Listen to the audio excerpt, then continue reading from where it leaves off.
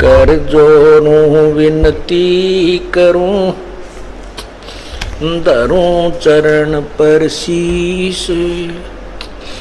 गुरु राम देवानंद जी महाराज ने दियो नाम बख्शीश।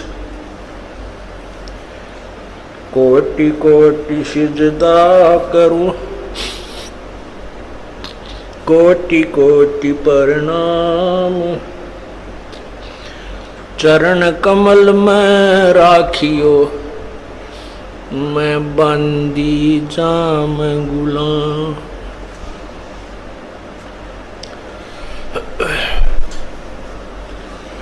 अवगुण किए तो बहुत किए, करत न मनी आरे। बावे बंदा बख्श दियो, बावे गर्दन उतार। अवगुण मेरे बाप जी, बख्शो गरीब नवाज।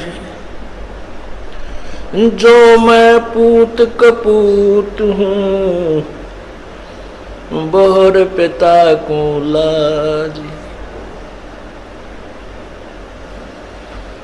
मैं अपराधी जन्म का, नक्सक बड़े विकार।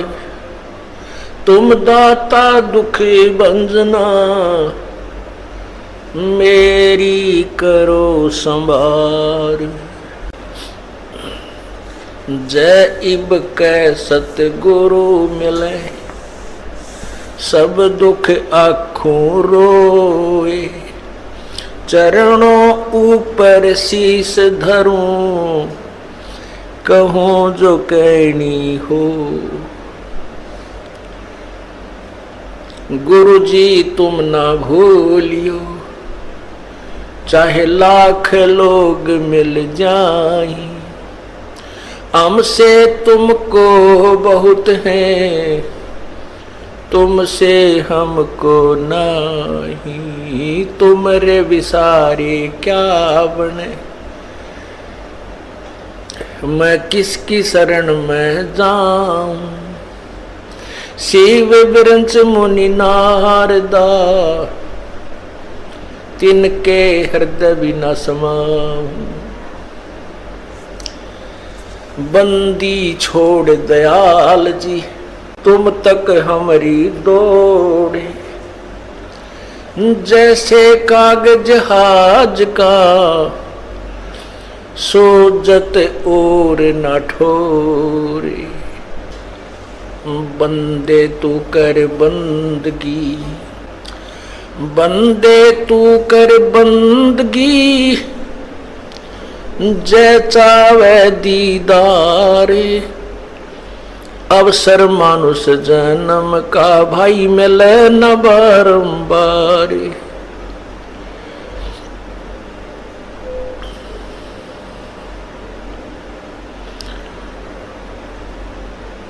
मानुष जन्म पाके, जो नहीं रटे हरि नाम। भाई जैसे कुआ जल बिना फिर, वो बनवाया क्या काम। लूट सको तो लूटियो, राम नाम की लूटी। पीछे फिर पछताओगे, हे प्राण जाएंगे छूटे। कबीर ये माया अटपटी, सब घट आने अड़ी। किस किस को समझाऊं, या कुएं भांग पड़ी।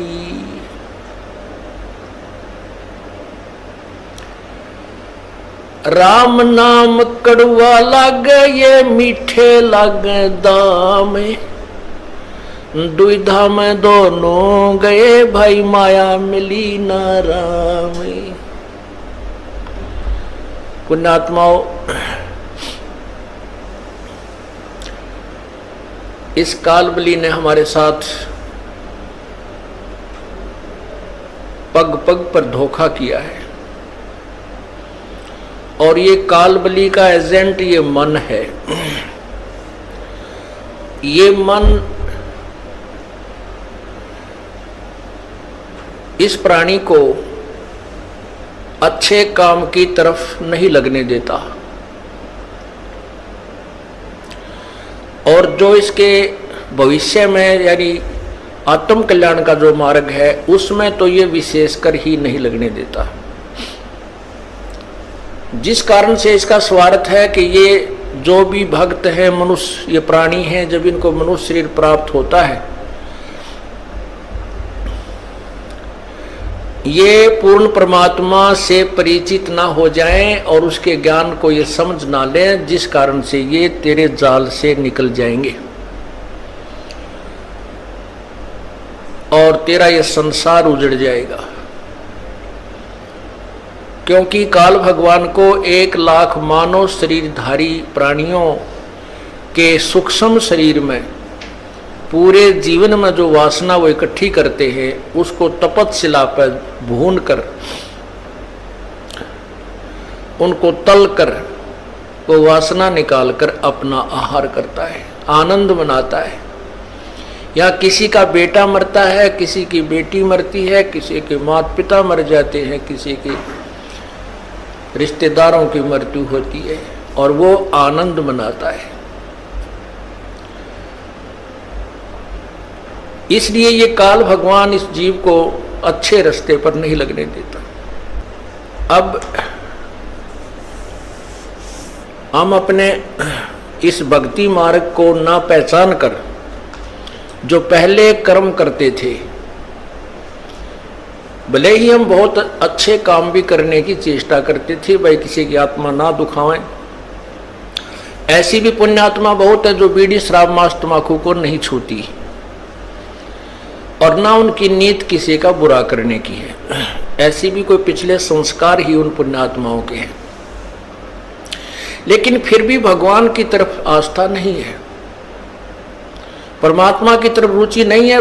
स्वाभाविक जैसे कोई 6 महीने में 1 वर्ष में कोई अपना जैसे परंपरागत पूजा है, वहाँ घर का एक सदस्य जाकर सारे का काम सबकी मन्नत मांग आता है, और उसी को हम भक्ति मानते हैं, उसी से हम अपना आध्यात्मिक कर्म पूरा मान लेते हैं।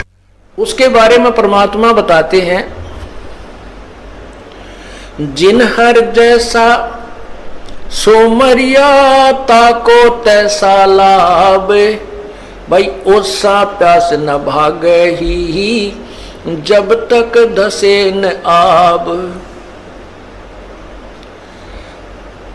जो ये यथार्थ भक्ति मार्ग को ना समझकर साधना हम किया करते थे, लोक वेद के आधार पर जो साधना करते थे, वो पूजाएं तो ऐसी थी जैसे ओस चाट रहे हों। ओस के चाटने से प्यास नहीं बुझती, प्यास बुझेगी गट गट 2 गिलास ठंडे पानी के पिए जाएंगे। इसका उदाहरण ये है कि जो साधना हम करते हैं वो तो ओस चाटने तुल्य है, और जो यथार्थ ज्ञान सत भक्ति को समझकर तत्व ज्ञान के आधार से हम सत साधना करते हैं, शास्त्र अनुकूल साधना करते हैं, वो हम समझो गिलास के गिलास पानी पी रहे हैं, और इसी से हमारी आत्मा की तृप्ति होगी, अन्यथा नहीं।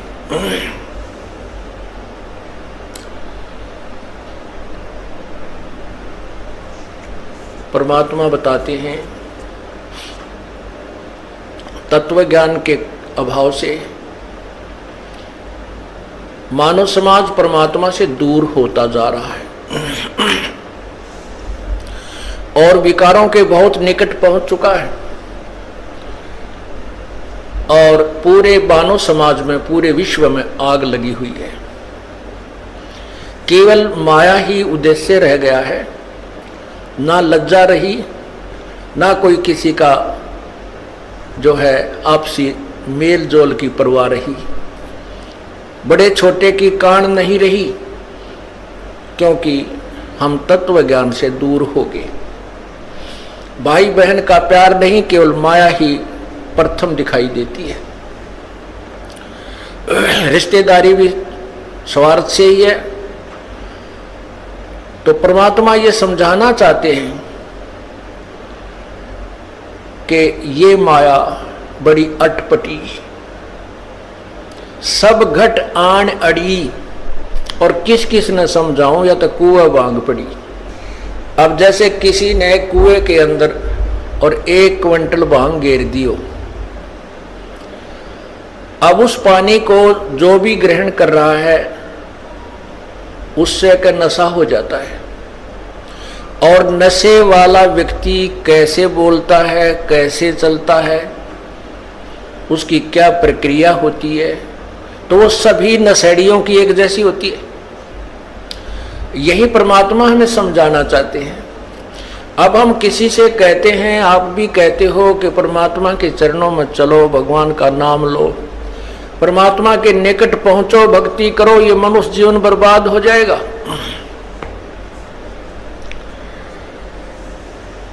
तो प्रथम तो इस बात ने कोई सुनकर राजी नहीं।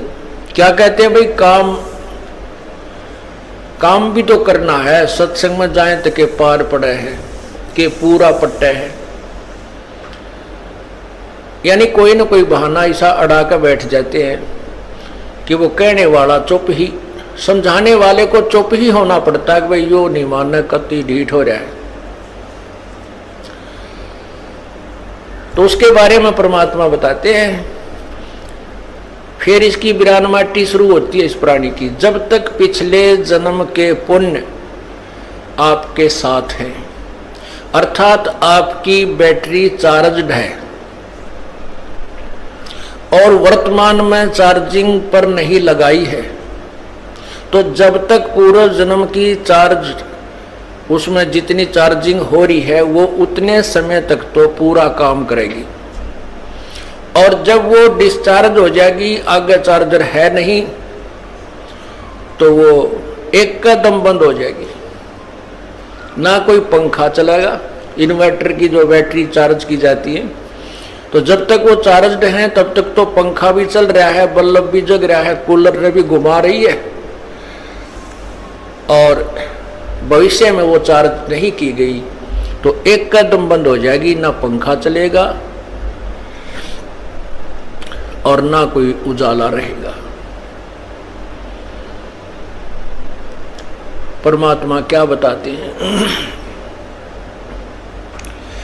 कि जो पुण्यात्माएं ये कहते हैं कि हमने शराब पीते हैं, ना हम किसी का बुरा करते हैं, ना हम बीड़ी तंबाकू प्रयोग करते हैं, तो हमें नाम लेने की क्या आवश्यकता है?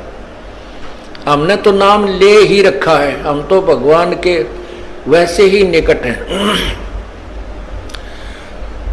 पुण्यात्माओं, यही ज्ञान सत्संग में समझाया जाता है जो हमें नहीं है। जो हमें ज्ञान नहीं है वो परमात्मा की वाणी से ही तुलना की जाती है, और परमात्मा की वाणी को हमें अंतिम मानना होगा, क्योंकि उसके वचन में कमी नहीं है।